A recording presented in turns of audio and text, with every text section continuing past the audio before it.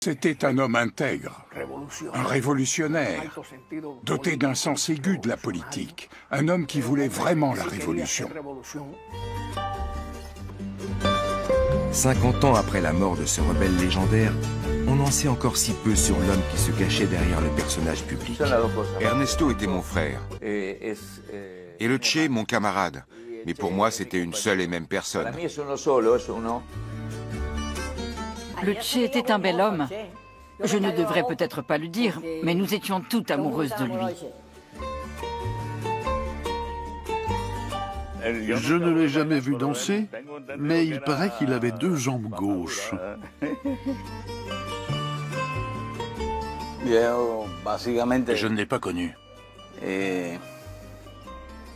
Ou si peu.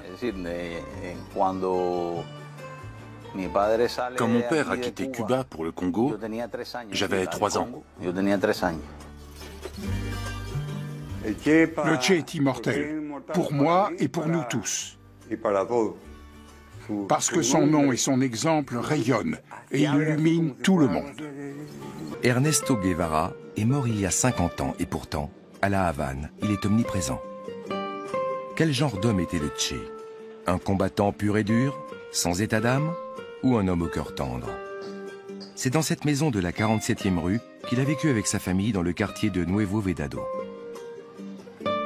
C'est là qu'ont grandi ses enfants, Aleida, Camilo, Celia et Ernesto, et aussi Hilda, surnommée Hildita, née d'un premier mariage. L'édifice abrite aujourd'hui les bureaux du centre d'études Ernesto Che Guevara, où travaille son fils Camilo, qui s'occupe de gérer le vaste héritage de son père, jour après jour. Ernesto Guevara grandit en Argentine dans une famille de la classe moyenne supérieure.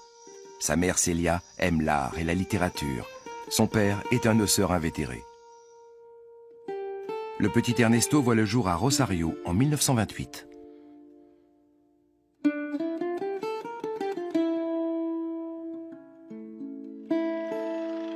On doit à son père, fervent amateur de caméra Super 8, de précieuses images de la vie de famille des Guevara. Ernesto ne reste pas longtemps fils unique. Bientôt naît sa sœur Celia, puis son frère Roberto et son autre sœur, Ana Maria.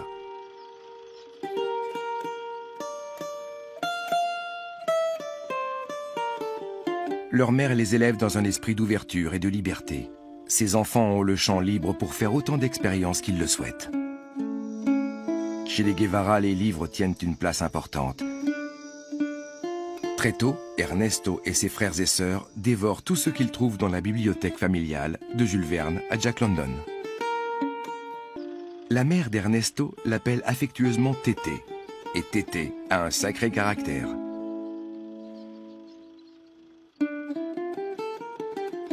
Mais il souffre d'asthme dès son plus jeune âge.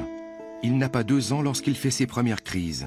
Elles sont parfois si fortes qu'il est impossible pour Ernesto d'aller à l'école, si bien que c'est sa mère qui lui fait la classe à la maison.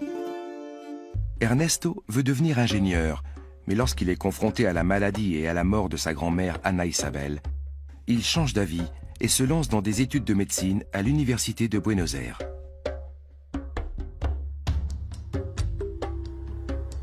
Il interrompt ses études à diverses reprises pour voyager en train, à vélo ou à moto. Il devient un vrai globe-trotter. Il explore l'Argentine et toute l'Amérique du Sud. D'abord la Bolivie, puis le Pérou, le Costa Rica, la Colombie et le Venezuela. Il a vu alors toute la misère de l'Amérique latine. Quand il est parti, il n'imaginait même pas qu'on puisse vivre autrement que dans les milieux bourgeois de Buenos Aires ou d'autres villes d'Argentine. Et il est arrivé dans des contrées où les conditions de vie étaient catastrophiques, où les gens étaient exploités par les grandes entreprises, les grands propriétaires terriens, maltraités par les forces de l'ordre, par l'armée. C'est là qu'il a dû développer une conscience sociale très forte. Au contact d'Hilda, Ernesto devient marxiste. Dès lors, ses compagnons de lutte le surnomment Che, en raison de son tic de langage typiquement argentin. À la suite du coup d'État manqué de 1954 au Guatemala, Ernesto fuit à Mexico, où il sera rejoint par Hilda l'année suivante. Ils se marient à l'été 1955, et en février 1956, naît leur fille Hilda Béatrice, surnommée Hildita. L'été 1955 est aussi celui de la rencontre entre Ernesto et l'homme qui déterminera son avenir, le Cubain Fidel Castro. Celui-ci est en train d'organiser une expédition à Cuba pour déposer le dictateur Fulgencio Batista. Le Che rejoint son commando et apprend l'art de la guérilla. C'est la première fois qu'il tient une arme. Le groupe est démasqué et Ernesto est brièvement emprisonné avec Fidel dans la même cellule.